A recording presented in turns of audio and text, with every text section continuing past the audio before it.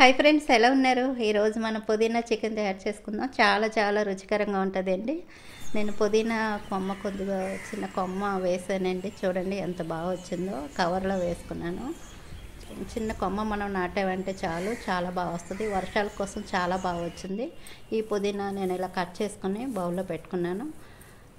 ఇంత వేయనులేండి, కొద్దిగా చికెన్లో వేసి మిగతాది పచ్చడి చేసుకుంటాను. ఈ పుదీనాని చిన్న చిన్నగా ఆకులు ఉన్నాయి కదా, ఇలా కట్ చేసుకోవాలి. ఇలా చేతితోటి కట్ చేసుకొని చక్కగా ఒక బౌల్లో పెట్టుకోండి. కడిగి ఇలా నేను కడిగి ఒక బౌల్లో పెట్టుకున్నాను. ఇప్పుడు 3/4 కేజీ చికెన్ తీసుకున్నాను. ఈ చికెన్ కూడా మనం శుభ్రంగా ముందే కడుక్కొని ఉంచుకోవాలి. నేను ముందు కడిగాను, ఉప్పు వేసి శుభ్రంగా కడిగి పెట్టుకున్నాను. ఇందులోని 1/2 టీ స్పూన్ పసుపు, 1 స్పూన్ ఉప్పు, 1 స్పూన్ కారం వేసి ఈ ముక్కలకి చికెన్కి అంత పట్టేలాగా చేతితో బాగా కలుపుకోండి. ఇలా బాగా కలిపిన తర్వాత మనం ఫ్రిడ్జ్లోనో 1 గంట సేపు పెట్టుకున్నామంటే బాగుంటుంది. లేదు గంట టైం లేదంటే కనీసం ఒక అరగంట సేపు అయినా మనం ఫ్రిడ్జ్లో పెట్టుకోవాలి. ఇప్పుడు మసాలా తయారు చేసుకుందాం. మసాలా జార్లోని 4 లవంగాలు, 2 యాలకులు, చెక్క కొద్దిగా, జీలకర్ర 1/2 టీ స్పూను, ధనియాలు 1 స్పూను వేసుకుందాం మిక్సీ జార్లో. అలాగే చిన్న అల్లం ముక్క తీసుకొని ముక్కలు కట్ చేసుకొని, వెల్లుల్లి రేకలు ఒక 8 వేసుకొని మిక్సీ జార్ మీద మూత పెట్టి కొద్దిగా నీళ్ళు పోసి మెత్తగా చేసుకోండి. మసాలా పేస్ట్ మనకు రెడీ అయింది. దీన్ని ఒక బౌల్లో తీసుకుందాం.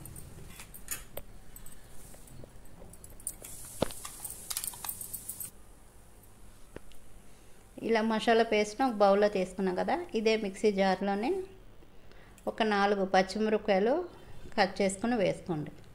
అలాగే పెద్ద కప్పుతో 1 కప్పు నేను పుదీనా తీసుకున్నాను. పుదీనా ఆకులు వేసుకుందాం. శుభ్రంగా కడిగి పుదీనా ఆకులు వేసుకోవాలి. కొంచెం పుదీనా ఎక్కువ వేసుకుంటేనే టేస్ట్ బాగుంటుందండి.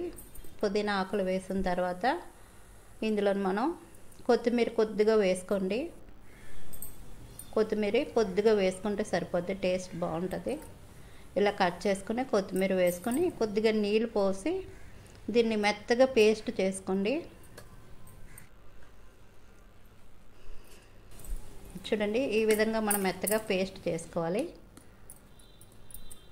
ఈ పేస్ట్ని పక్కన పెట్టుకోండి. ఇప్పుడు మనం కర్రీ రెడీ చేసుకుందాం. గ్యాస్ ఆన్ చేసుకొని బాండి పెట్టుకుని, నేను ఆయిల్ కూడా ఎక్కువ వేయట్లేదండి. ఒక 4 స్పూన్లు ఆయిల్ వేసుకున్నాను, ఎక్కువ ఆయిల్ వేయలేదు.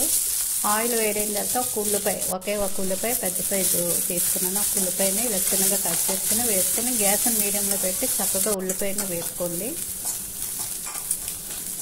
ఉల్లిపాయ కొంచెం వేగింది కదా, ఇప్పుడు ఇందులో మనం పసుపు వేసుకుందాం. కొద్దిగా పసుపు వేసుకుందాం. పసుపు వేసుకున్న తర్వాత ఒకసారి అంతా కలుపుతూ వేసుకుందాం.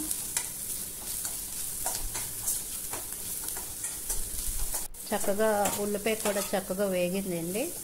ముందుగా మనం మసాలా చేసుకున్నాం కదా, ఈ మసాలాను వేసుకుందాం. వేసిన తర్వాత ఒక 2 నిమిషాలు వేపండి. గ్యాస్ని చిన్న మంట మీద పెట్టుకొని చక్కగా ఒక 2 నిమిషాలు వేపాలి. మసాలా కూడా కొంచెం వేగింది.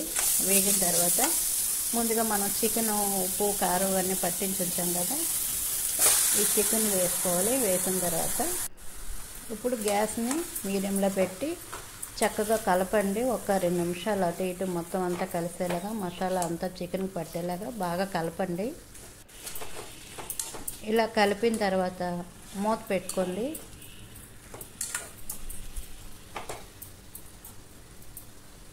మూత పెట్టుకుని మధ్య మధ్యలో మూత తీసి కలపండి. ఇలా ఒక 5 నిమిషాలు ఉంచండి. చూడండి, చికెన్లోంచి కొంచెం వాటర్ బయటకు వచ్చింది.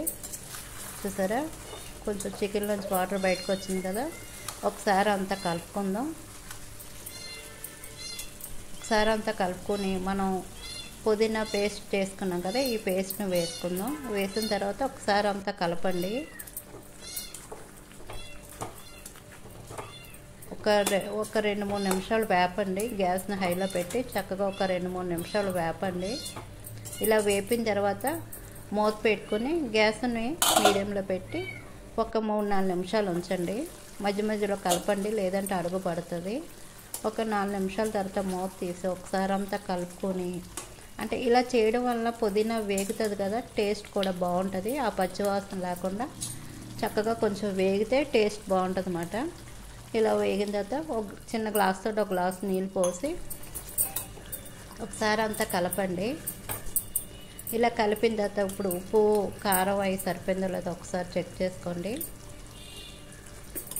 నాకైతే కొంచెం ఉప్పు తక్కువైంది, కొంచెం ఉప్పు వేసుకుంటున్నాను. ఉప్పు వేసిన తర్వాత ఒకసారి కలుపుకొని దీని మీద మూత పెట్టుకుందాం.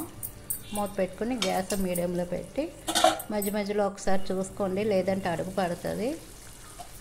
నాకు ఒక 5-10 నిమిషాలకి చక్కగా కర్రీ రెడీ అయిపోయింది. చూడండి, ఇలా ఆయిల్ కొంచెం పైకి తేలింది, చక్కగా వాటర్ లేకుండా చక్కగా ఉడికింది. ఒకసారి ఇలా కలుపుకోండి. చూడండి, ఇలా ఉన్నప్పుడే మనం గ్యాస్ ఆఫ్ చేసుకోవాలి. ఇది కొంచెం చల్లారిన తర్వాత గట్టిపడుతుంది. ఇప్పుడు గ్యాస్ ఆఫ్ చేసుకుందాం.